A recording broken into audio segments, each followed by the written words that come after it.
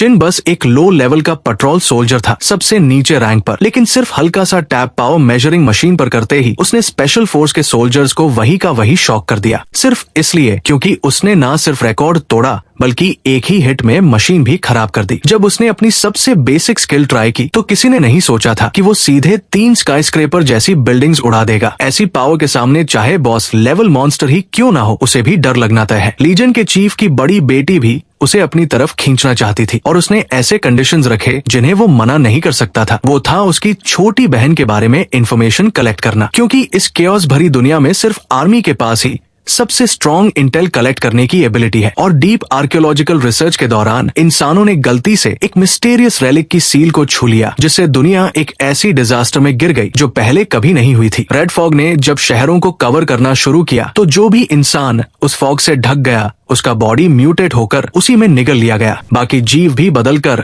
Blood colour monsters बन गए और वही फॉग का सहारा लेकर शहरों को डिस्ट्रॉय करने लगे। 3 दिन पहले का वो भयानक सीन आज भी नाम चिन के दिमाग में गहराई से बैठा हुआ है। 3 दिन पहले आर्मी ने अनाउंसमेंट करके लोगों को शांत रहने को कहा और घर से बाहर न निकलने की सलाह दी। उसी समय नाम चिन का पूरा फैमिली गाड़ी में था कि अचानक बाहर से दरवाजा खटखटाने की आवाज आई और किसी ने जोर से कहा कि तुरंत गाड़ी मोड़ो। उसके डैड गुस्से में सरकार पर ताना मारते हुए बोले कि जब आर्मी तक लगानी पड़ गई है तब भी इसे नेचुरल डिजास्टर बता रहे हैं। तभी उसकी छोटी बहन डरते हुए उसके पास आई और बोली कि उसे बहुत डर लग रहा है। बाहर का माहौल इतना अजीब और डरावना क्यों हो गया है और ये रेड फॉग आखिर है क्या। अचानक एक जोरदार ब्लास्ट हुआ और एक कार हवा में उछल गई और किस्मत देखो वही कार सीधा उनके फैमिली की गाड़ी की तरफ आ रही थी। नाम चिन ने तुरंत अपनी बहन का सिर पकड़कर उसे बचाने की कोशिश की और अगले ही पल जोरदार टक्कर में दोनों गाड़ियां ऐसे टकराई जैसे कोई ओरियो बिस्किट चिपक गया हो। टक्कर के बाद उसने तुरंत अपने पेरेंट्स से पूछा कि वो ठीक है या नहीं। उसके डैड ने दर्द में बताया कि उनका पैर फंस गया है और इससे भी बुरा ये था कि उसी वक्त पास से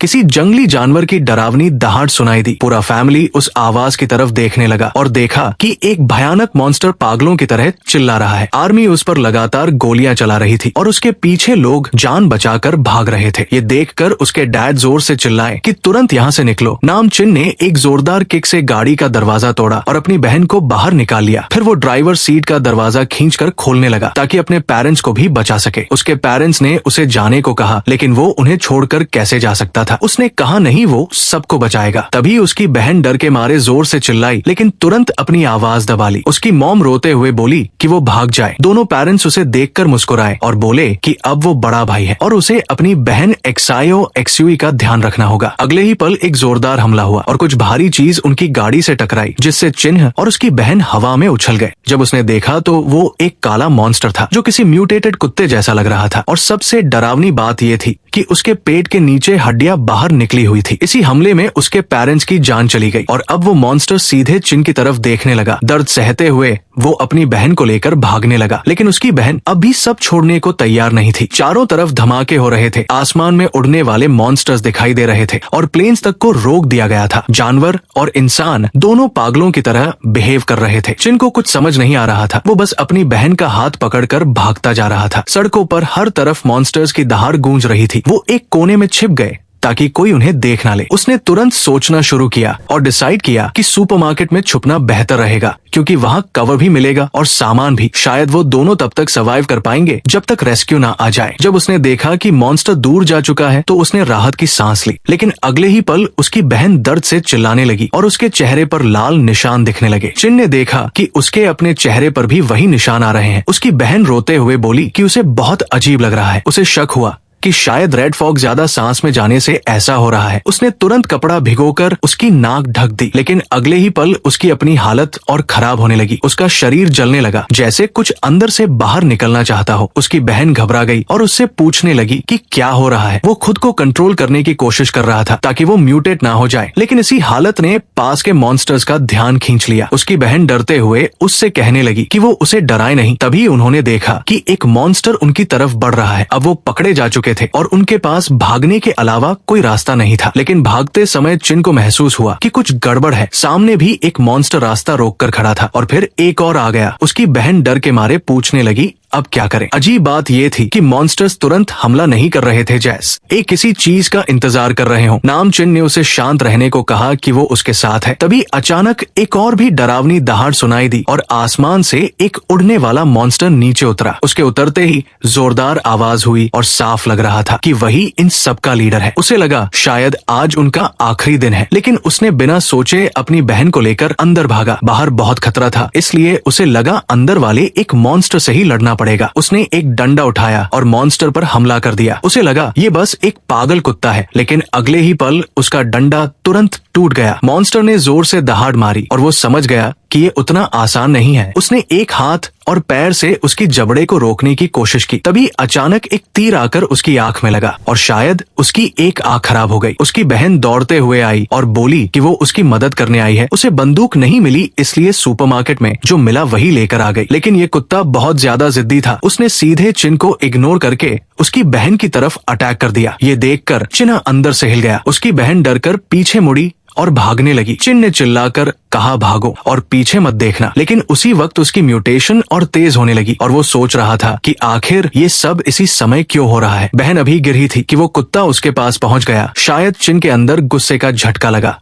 और उसने दीवार को हाथ से तोड़ दिया और पूरा टुकड़ा उठाकर उस भेड़िए जैसे मॉन्स्टर पर फेंक दिया। साले कुत्ते, मेरी बहन को छूने की हिम्मत कैसे हुई? ये कहकर उसने लोहे की छड़ उठाई और सीधे उसके सिर में घुसा दी। उसकी बहन उसे देखकर डर गई, जैसे वो पागल हो गया हो, और जल्दी से उसे पकड़कर रोकने लगी। भैया क्या कर रहे हो? बस करो, मैं ठीक हूँ। वो रोते हुए उसे रोकने लगी और उसका ये रूप देखकर वो सच में डर गई थी। धीरे धीरे चिन उसकी आवाज सुनकर होश में आने लगा। एक्सयूई, मैं ठीक हूँ, सॉरी तुझे डराया। लेकिन वो बोल ही रहा था कि अचानक उसके पीछे एक और मॉन्स्टर आ गया। उसने तुरंत अपनी बहन को धक्का दिया और चिल्लाया डेंजर। इस बार एक म्यूटेटेड पक्षी जैसा मॉन्स्टर था। चिन ने पास पड़ी लोहे की छड़ उठाई और उस पर हमला कर दिया। दूर रह मेरी बहन से। लेकिन उसे खुद भी उम्मीद नहीं थी कि वो उसे एक ही वार में उड़ा देगा। वो खुद हैरान रह गया कि ये ताकत अचानक कहाँ से आ गई। उसे समझ आ गया कि अब वो इन मॉन्स्टर्स को हरा सकता है। उसने अपनी बहन से कहा कि वो कहीं छिप जाए, क्योंकि अब उसे इन सबको खत्म करना होगा। उसकी बहन डर रही थी, लेकिन कोई और रास्ता नहीं था। मॉन्स्टर्स अब उसे टारगेट कर चुके थे और उसे उन्हें दूर ले जाना था। भैया मत जाओ, मुझे डर लग रहा है, उसने रोते हुए कहा। चिन ने उसके सिर पर हाथ रखा और बोला कि इस बार वो कंट्रोल नहीं खोएगा। तू यही रुक, मैं जल्दी वापस आऊंगा। बहन ने हाँ तो कहा, लेकिन उससे वादा लिया कि वो सही सलामत वापस आएगा। नामचिन तुरंत बाहर भाग गया और सोचने लगा कि शायद मॉन्स्टर्स को मारकर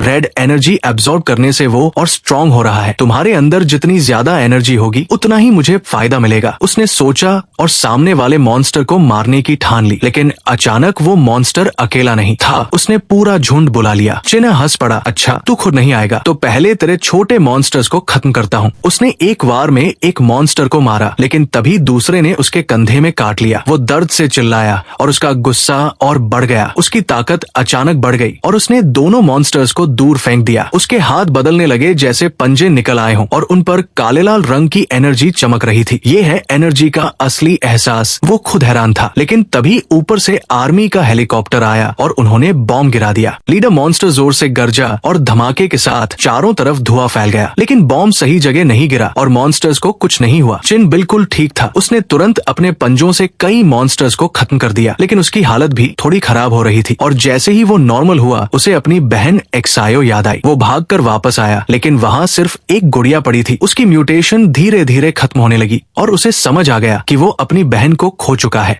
एक्सायो, मैं देर से आया, तुम कहाँ हो? वो टूट चुका था और उसे लगा कि उसने अपने पेरेंट्स की उम्मीदों को भी तोड़ दिया। उसे याद आया जब बॉम्ब गिर रहा था तब उसने अपने हाथ देखे थे जो इंसानों जैसे नहीं थे। मेरे हाथ ऐसे कैसे हो गए? उसे कुछ समझ नहीं आ रहा था। उसने अपनी बहन को दूर रहने को कहा था क्योंकि बहुत खतरा था। और फिर ब्लास्ट हुआ और उसे हेलीकॉप्टर की आवाज सुनाई दी। यहाँ कोई सर्वाइवर है, लेकिन किसी ने कहा ये इन्फेक्टेड है, इसे छोड़ दो। और वो लोग एक लड़की को लेकर चले गए। चिन बस उस हेलीकॉप्टर को दूर जाते हुए देखता रह गया, लेकिन उसने सोचा कम से कम एक्सायो सेफ है। लेकिन उसके दिमाग में आवाज गूंजती रही, भैया आपने मुझे बचाया क्यों नहीं? उसने देखा एक्सायो एक्सयूई आग में जलकर गायब हो रही है और जैसे ही वो उसे पकड़ने गया वो गायब हो गई। तभी उसकी आंख खुल गई। ये सब एक सपना था, लेकिन वही सपना बार बार आता था। एक्सायो एक्सयूई। आधा साल हो गया, तुम कहाँ हो? असल में वो अभी भी उसे ढूंढ रहा था। जब उसे लोग ले गए थे तब उसने आसपास के कैंप्स में खोजा, लेकिन कुछ नहीं मिला। इसलिए उसने आर्मी ज्वाइन की और सबसे लो लेवल पेट्रोल सोल्जर बन गया। इस दुनिया में सिर्फ आर्मी के पास ही इंफॉर्मेशन जुटाने का अधिकार था। ये रेड स्टोन सिटी का बॉर्डर पोस्ट था और वो देर से पहुंचने पर अपने कैप्टन से डांट खा रहा था। सॉरी कैप्टन, मैं लेट हो गया। लेकिन कैप्टन ने उसे लात मारते हुए कहा, कहाँ मर गया था? ड्यूटी बदलने में इतना टाइम क्यों लगा? और उसे बेकार कहकर डांटने लगा। चिन जल्दी से वॉच टावर पर चढ़ गया। नीचे से कैप्टन की आवाज आई कि आज बड़े लोग आने वाले हैं और शायद आज उन्हें सैलरी भी मिलेगी। चिन ने बस जवाब दिया, ओके। आधा साल पहले रेड फॉग अचानक फैल गई थी। ज्यादातर शहर पूरी तरह बर्बाद हो गए और मॉन्स्टर्स का इलाका बन गए, लेकिन उसी के साथ एक रहस्यमय रेड टावर भी दिखाई दी। और अब इंसानों के पास बचने का सिर्फ एक ही तरीका था कि वो उस टावर और फॉग के इलाके से दूर रहें। वो आदमी अभी भी वही है क्या? किसी ने पूछा। बाहर स्पेशल रिस्पांस आर्मी तैनात थी, इसलिए बस बॉर्डर अलार्म बजाना था और बाकी काम वो संभाल लेते। अगर वो भी नहीं रोक पाए तो हम पेट्रोल वाले क्या ही कर लेंगे। बाकी दो लोग बोले कि वो फेमस स्पेशल स्क्वाड है, वो कैसे हार सकते हैं। रास्ते में ही उन्होंने कितने मॉन्स्टर्स खत्म कर दिए हैं। चिन चुपचाप वॉच टावर पर बैठा था। इतना समय बीत गया लेकिन उसे अब भी खून और मांस की वो गंध नापसंद थी। ये रेड फॉग ऐसी थी जो हर जीव के अंदर खून की प्यास जगा देती थी। अचानक उसने देखा कि फॉग हट रही है, लेकिन तुरंत समझ गया कि वो हट नहीं रही बल्कि कुछ तेजी से उनकी तरफ आ रहा है। उसने तुरंत चिल्लाया,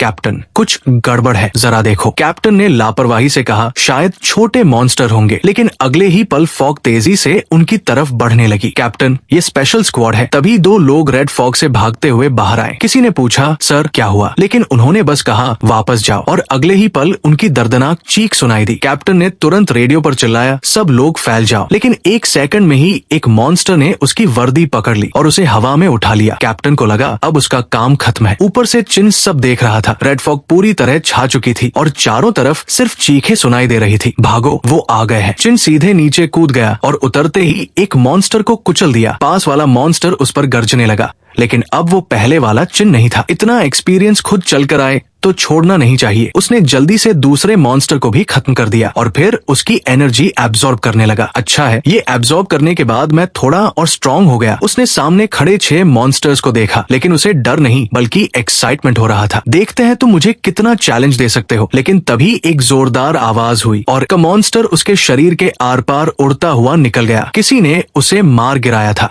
एक लड़की हथियार लेकर सामने आई। वो थी सॉन्ग एयर, फॉरवर्ड स्क्वाड की कैप्टन। चिन तुरंत समझ गया कि ये स्पेशल स्क्वाड की है और उसे जल्दी नॉर्मल होना होगा। बस एक भी मत छोड़ना। उसने सभी मॉन्स्टर्स को खत्म किया और फिर 2 बंदूकें चिन की तरफ तान दी गई। चिन ने तुरंत हाथ ऊपर कर दिए, लेकिन गोली उसके लिए नहीं थी। पीछे वाले मॉन्स्टर को खत्म किया गया। Target eliminated. सॉन्ग एयर ने उसकी तरफ देखा और पूछा, तुम्हारा वेपन कहाँ है? Petrol soldier. चिन मन ही मन घबरा गया, लेकिन सच ये था कि वो दिखने में काफी खूबसूरत भी थी। उसने सबको गार्ड पोस्ट से डिफेंस लाइन पर वापस भेज दिया और कहा बिना उसकी परमिशन कोई अंदर नहीं जाएगा। वो कंप्यूटर पर डेटा देख रही थी। गार्ड पोस्ट में 37 लोग मारे गए, जिनमें स्पेशल स्क्वाड के 2 लोग और पेट्रोल के 30 लोग शामिल थे। तो तुम्हें क्यों पकड़ा है? चिन ने पूछा। मैं भी विक्टिम हूँ, लेकिन सॉन्ग एयर ने समय बताते हुए कहा कि वो 2 घंटे तक गायब था और उसके लौटते ही ये घटना हुई। तुम्हें एक्सप्लेनेशन देना चाहिए, उसने कहा। चिन ने सोचा, ये लड़की बहुत शार्प है, उसे कुछ बिलीवेबल कहना होगा। मैं बस बाहर सो रहा था, उसने कहा और बताया कि उसने कैप्टन को पहले ही बताया था। तभी एक साथी बोला कि ये लड़का हर बार ड्यूटी में लेट होता है और कैप्टन इसे बचाता है। कैप्टन गुस्से में बोला, क्या बकवास कर रहा है, और उसे चुप करा दिया। सॉन्ग एयर ने सब देखकर सोचा कि पेट्रोल टीम में भी काफी प्रॉब्लम्स है। तभी इलाज करा रहा कैप्टन अचानक छींकने लगा। डॉक्टर ने कहा, चिंता मत करो, ये नहीं मरेगा। लेकिन कैप्टन को खुद भी भरोसा नहीं था। सॉन्ग एयर ने चिन की फाइल देखी। उसमें लिखा था कि वो 3 महीने पहले ही बेसिक कॉम्बैट ट्रेनिंग पास करके आया है। हमारे स्क्वाड के 2 लोग मारे गए और तुम बच गए। उसने शक से पूछा। चिन बोला कि वो डरपोक है इसलिए भाग गया। मैं पहले एथलीट था इसलिए तेज भाग सकता हूँ, उसने बहाना बनाया। सॉन्ग एयर ने पूछा, डरते हो तो आर्मी क्यों ज्वाइन की? क्या कोई और रीजन है? चिन के मन में सिर्फ एक जवाब था, अपनी बहन को ढूंढना। वो पिछले 6 महीने से मॉन्स्टर्स को मारकर उनकी एनर्जी एब्जॉर्ब कर रहा था ताकि खुद को कंट्रोल कर सके और फिर इंसान बन सके। उसने हर रेफ्यूजी कैंप में उसे ढूंढा, लेकिन वो नहीं मिली। लेकिन सामने वो सिर्फ चुप रहा। सॉन्ग एयर ने कहा, तुम सोल्जर होकर भी ड्यूटी छोड़कर भागे, रिपोर्ट नहीं किया। जानते हो इसका क्या मतलब है? चिन ने हंसकर कहा, क्या मुझे एक गोली गोली मारोगी। तभी सॉन्गर उसके पास आई और धीरे से उसके कान में बोली, तुम्हारे हाथों का क्या राज है? चिन चौंक गया, उसे लगा उसने सब देख लिया है। तुम झूठ बोल रहे हो, क्या छिपा रहे हो? तभी अचानक बाहर से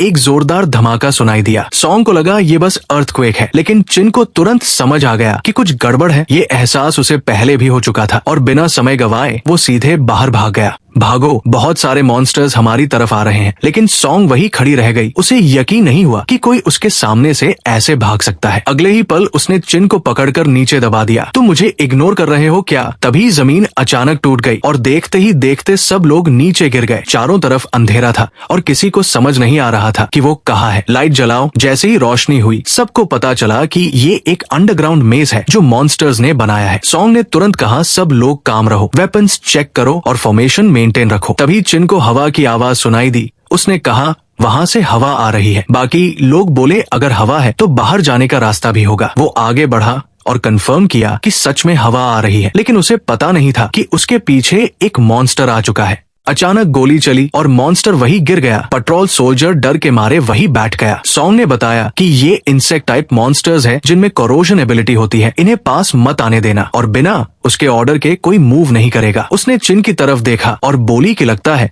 उसे डेंजर से बचकर भागने का अच्छा एक्सपीरियंस है। चिन सोच रहा था कि वो सब जानती है फिर भी कुछ बोल क्यों नहीं रही, उसका असली मकसद क्या है। तभी चारों तरफ सरसराहट की आवाज आने लगी और समझ आ गया कि और मॉन्स्टर्स आ रहे हैं। ये उसी तरह के इंसेक्ट मॉन्स्टर्स थे। ये तो और भी बड़ी प्रॉब्लम है। सबने तुरंत फायरिंग शुरू कर दी और पीछे हटते हुए भागने लगे। लेकिन अचानक चिन रुक गया। सॉन्ग चिल्लाई, रुको मत, भागते रहो। लेकिन उसने कहा कि मॉन्स्टर्स रुक गए हैं। सबने आगे देखा तो एक बहुत बड़ा मॉन्स्टर उनके सामने खड़ा था। ये बॉस लेवल का था और रेड फॉग को एब्जॉर्ब कर रहा था। एक सेकंड में उसने एनर्जी चार्ज कर ली। चिन ने सबको वार्न किया कि ये बहुत डेंजरस है, लेकिन सॉन्ग ने गोली चलाई और उसी समय मॉन्स्टर ने भी एनर्जी अटैक छोड़ा। गोली जाकर मॉन्स्टर को लगी, लेकिन उसकी एनर्जी सीधे सॉन्ग की तरफ आ रही थी। तभी नाम चिन बीच में आ गया और उस अटैक को रोककर एब्जॉर्ब कर लिया। उसने कहा, अगर हम बच गए तो मैं सब एक्सप्लेन कर दूंगा। और उसने नोटिस किया कि जिस जगह सॉन्ग ने अटैक किया था वहाँ क्रैक पड़ चुका था। सॉन्ग भी हैरान थी कि उसका अटैक असर नहीं कर रहा, लेकिन नाम चिन कॉन्फिडेंट था। ऐसे मॉन्स्टर्स मैंने सैकड़ों मारे हैं, उसने कहा और बताया कि ये लेवल 3 टाइप है। मॉन्स्टर्स के लेवल होते हैं लो, हंटर, बॉस, जाइंट और डिजास्टर। ये कहकर वो सीधे उस मॉन्स्टर पर कूद पड़ा। मर जा। उसके शार्प क्लॉस ने मॉन्स्टर के शरीर को चीर दिया। वो सोच रहा था कि अगर ये एनर्जी एब्जॉर्ब कर ली तो वो और भी स्ट्रांग हो जाएगा, लेकिन जमीन पर उतरते ही उसे लगा कि ये उतना आसान नहीं है, बहुत हार्ड है। ये नॉर्मल मॉन्स्टर होता तो कब का खत्म हो चुका होता। मॉन्स्टर का बॉडी किसी आर्मोर्ड व्हीकल जैसा था और शायद उसने कई मॉन्स्टर्स को खाकर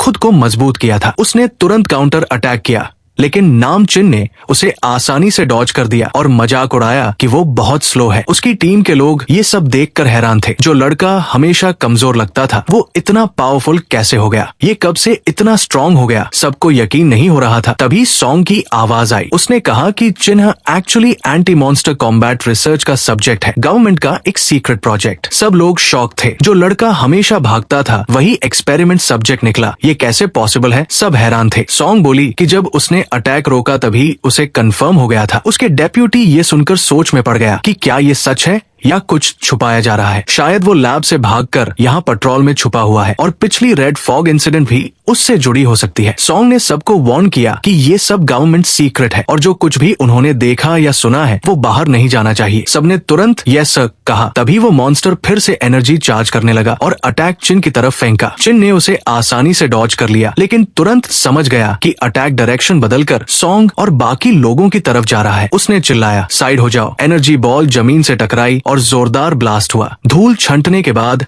सॉन्ग बिल्कुल ठीक थी। वो जमीन पर बैठी थी, लेकिन पूरी तरह काम और कॉन्फिडेंट दिख रही थी। इस समय चिन का साथी हाँफ रहा था। उसे यकीन ही नहीं हो रहा था कि वो अभी भी जिंदा है। असल में लिन ची डंग ने उसे बचाया था। वो बोला, सर आपका पैर। लेकिन लिन ची डंग शांत था। चिंता मत करो, एक पैर के बदले एक जान बची है। ये डील बुरी नहीं है। उसने कहा कि वो मॉन्स्टर से लड़ने के लिए नहीं बल्कि इंसानों को बचाने के लिए सोल्जर बना है। इंसान आखिरी वक्त तक किसी को नहीं छोड़ता। उसकी ये बात सुनकर सब चुप हो गए। उधर चिन को जोर से उछाल दिया गया। उसके हाथ का आर्मोर धीरे धीरे गायब होने लगा। डैम, रेड फॉग की पावर खत्म हो रही है। अब वो अपने हाथ को भी ट्रांसफॉर्म नहीं रख पा रहा था, लेकिन वो बॉस लेवल इंसेक्ट अभी भी जिंदा था। यही है बॉस लेवल। चिन ने महसूस किया कि ये उसकी कैपेसिटी से ज्यादा है। तभी वो काला मॉन्स्टर फिर से उसकी तरफ झपटा। तभी एक गोली चली और सीधा उसके सिर पर लगी। चिन ने देखा सॉन्ग, वो आ गई थी। उसने कहा, चिन तुम यहाँ नहीं मर सकते, अभी तुम्हें बहुत कुछ एक्सप्लेन करना है। लेकिन उसका अटैक उस मॉन्स्टर पर ज्यादा असर नहीं कर रहा था। सॉन्ग को लगा जैसे वो मॉन्स्टर हंस रहा हो। उसे समझ आया कि ये क्रीचर रेड फॉग को अंदर से खींच रहा है और मेज के जरिए उसे कंट्रोल कर रहा है। उसके घाव भरने लगे। अगर ऐसे चलता रहा तो ये फिर से फुल पाव में आ जाएगा। सॉन्ग ने तुरंत कहा, हम इसे नहीं हरा सकते, अभी रिट्रीट करते हैं। लेकिन चिन ने मना कर दिया, नहीं, आज इसे यही खत्म करना होगा। उसने कहा कि ये रेड फॉग ही उसे स्ट्रॉन्ग बना रही है और यही सही मौका है। सॉन्ग ने वार्निंग दी, फेल हुए तो यही खत्म हो जाओगे। लेकिन चिन बोला, मैं पहले भी कई बार मौत के दरवाजे तक जा चुका हूँ, एक बार और सही। सॉन्ग ने मान लिया, ठीक है, एक चांस है। उसने कहा वो अपना पूरा पावर रिलीज करेगी और मॉन्स्टर की हेड आर्मर तोड़ेगी। तुम मौका मिलते ही इसका ब्रेन डिस्ट्रॉय करना, यही उनकी आखिरी स्ट्रैटेजी थी। सॉन्ग ने सिग्नल दिया और एक पावरफुल अटैक छोड़ा जिससे मॉन्स्टर का सिर क्रैक हो गया। चिन ने तुरंत मौका लिया और पूरे गुस्से के साथ हमला किया। मर जा। उसकी आंखों में गुस्सा साफ दिख रहा था। उसके अटैक से मॉन्स्टर दर्द में चीखने लगा। सॉन्ग ने दूर से देखा और सोचा, क्या ये सच में खत्म हो गया? लेकिन न अचानक उसके शरीर के टुकड़े चारों तरफ फैल गए और शॉकवेव से चिन दूर जा गिरा। सॉन्ग तुरंत उसकी तरफ भागी। उसने घबराकर पूछा, तुम ठीक हो? उसी समय उसने एक कागज जैसा टुकड़ा उठाया। ये क्या है? फोटो। मॉन्स्टर के टुकड़ों से निकला जहर चिन के शरीर में असर करने लगा और वो बेहोशी में चला गया। उसे लगा जैसे वो किसी अजीब स्पेस में है। मैं कहाँ हूँ? क्या मैं मर गया? उसने देखा एक डीएनए जैसा स्ट्रक्चर चमक रहा है और उसके सीने पर चोट लगी हुई थी। ये वही एनर्जी है जो उस मॉन्स्टर के अंदर थी। उसे समझ आया कि ये कोई एनर्जी कोर है। वो कोर रेड फॉग को एब्जॉर्ब कर रहा था और उसे स्टोर भी कर सकता था। मतलब अब मैं ज्यादा एनर्जी लेकर भी कंट्रोल नहीं खोऊंगा। लेकिन अचानक उसे एहसास हुआ कि ये कोर लिमिटेड है। अगर ज्यादा भर गया तो मैं एक्सप्लोड हो जाऊंगा। तभी उसे आइडिया आया, उस मॉन्स्टर की तरह एनर्जी खर्च करके बैलेंस करना होगा। कुछ समय बाद वो हॉस्पिटल में था, लेकिन उसके शरीर से अभी भी रेड एनर्जी निकल रही थी। वो चिल्लाया, कंट्रोल में आ जाओ। तभी सॉन्ग अंदर आई। चिन, क्या कर रहे हो? लेकिन देर हो चुकी थी। चिन बेड से उछला और चिल्लाया, दूर हटो। और अगले ही पल जोरदार ब्लास्ट हुआ। रेड लाइट पूरे कमरे में फैल गई। सीन बदलता है। कुछ मिनट पहले एक बिल्डिंग में एक सोल्जर रिपोर्ट दे रहा था। सॉन्ग ने कहा, एक सोल्जर के लिए ये समझना जरूरी है, और लिन ची डंग को समझाया कि उसे खुद को दोष नहीं देना चाहिए। हॉस्पिटल में लिन ची डंग ने पूछा, सॉन्ग, चिन के साथ क्या हो रहा है? ऐसा एक्सपेरिमेंट मैंने कभी नहीं सुना। सॉन्ग ने साफ कहा, ये टॉप सीक्रेट है, तुम बस आराम करो। उसने उसे बैकलाइन ड्यूटी में भेजने का ऑर्डर भी ले लिया था, लेकिन लिन ची डंग बोला कि वो ये बात हायर अथॉरिटी तक पहुंचाएगा। सॉन्ग गुस्से में आ गई और उसका कम्युनिकेशन बंद कर दिया। उसने स्ट्रिक्ट ऑर्डर दिया, अब तुम कहीं नहीं जाओगे। फिर उसने पूछा, चिन किस रूम में है? जवाब मिला, रूम 304। सॉन्ग तुरंत वहां जाने लगी और उसके साथ